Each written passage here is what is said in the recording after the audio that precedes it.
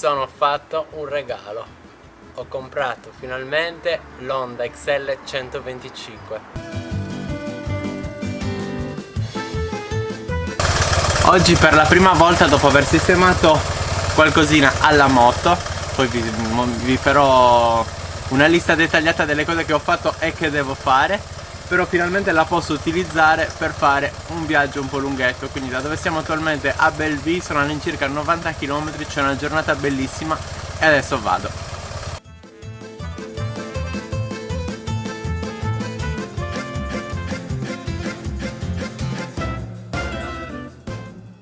Ed eccomi qua, sono arrivato a Belleville dopo questi 90 km fatti. Sono andati molto bene, il primo viaggio un po' lunghetto che facevo con questa moto e mi sono molto divertito, proprio bello. Poi c'era una giornata bellissima e quindi ne è valsa la pena. Il problema è che adesso non posso fare troppi viaggi lunghi perché ho 2 o 3 cosettine da sistemare sulla moto. Bene, ora vi spiego perché ho deciso di comprare questa moto. Non per portarcela in viaggio, perché l'abbiamo già ripetuto tante volte. Per quanto riguarda il viaggio, la moto sarebbe un peso in più, nel senso che bisognerebbe fare doppi documenti per tutto, oltre a quelli del camion ovviamente, e quindi non è per portarcela in viaggio, perché per il viaggio ci vanno benissimo le biciclette elettriche che abbiamo. Ma l'ho comprata per uno sfizio mio. Era da anni che volevo comprare questo modello di moto. Ne avevo trovata una anni fa, prima di partire per i Balcani con Mannu.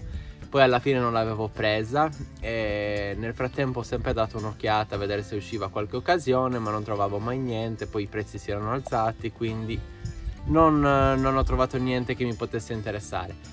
Quest'anno, quando Eli ha deciso di prendere quel furgoncino, io ho dato un'occhiata in quella zona, se per caso ci fosse qualche annuncio di Honda XL 125, perché io volevo questo modello in particolare, e destino ha voluto che ci fosse proprio un annuncio a pochi chilometri da dove fosse il furgoncino, e quindi ho chiamato per avere informazioni in più.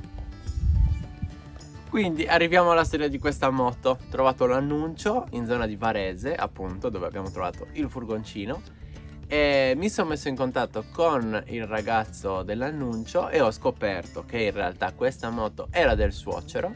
Il suocero aveva un concessionario di moto chiuso ormai da 10 anni quasi, e gli avanzava qualche moto in garage, così mi ha detto lui, tra cui questa Honda XL 125 che era lì ferma da anni. Quindi niente, l'ho contattato e quando siamo andati per prendere il furgone gli ho detto che sarei andato a vederla. Siamo arrivati lì in zona, sono andato a vederla e quando l'ho vista me ne sono innamorato all'istante.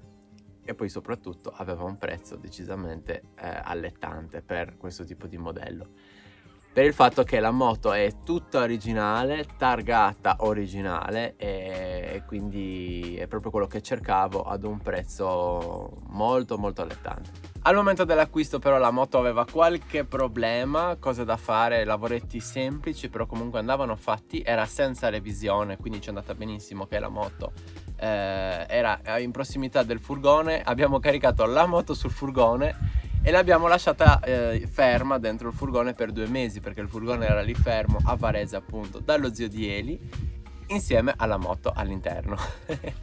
E quindi tornati a prendere il furgone, tornati a prendere la moto, siamo arrivati in Sardegna e ci ho messo un po' mano sopra, nel senso che ci ho fatto i lavori proprio base, ho fatto un tagliando, pulizia dei filtri.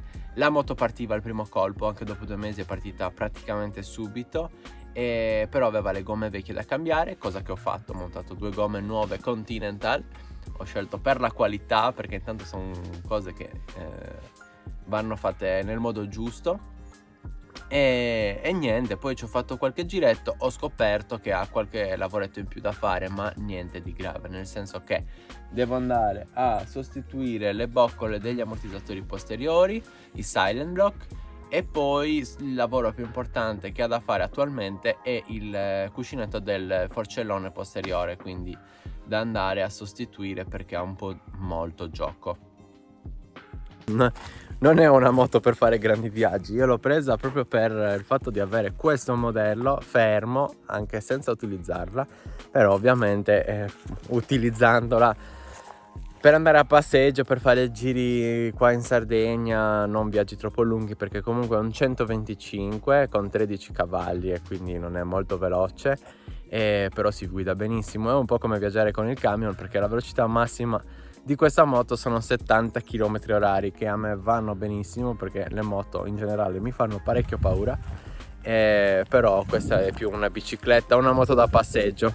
E quindi niente, quest'inverno adesso la sto utilizzando poco, perché appunto devo fare questi lavoretti sopra la moto, alcuni già fatti, gli ultimi da eseguire, solo che devo trovare i pezzi, farli arrivare, tutto quanto, e poi la useremo appunto da passeggio, tenendola nei migliori dei modi, perché comunque è un modello molto speciale che a me piace molto, quindi cercando di tenerla al meglio.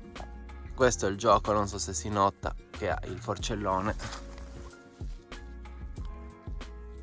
Quando si muove la ruota posteriore ha un po' di gioco.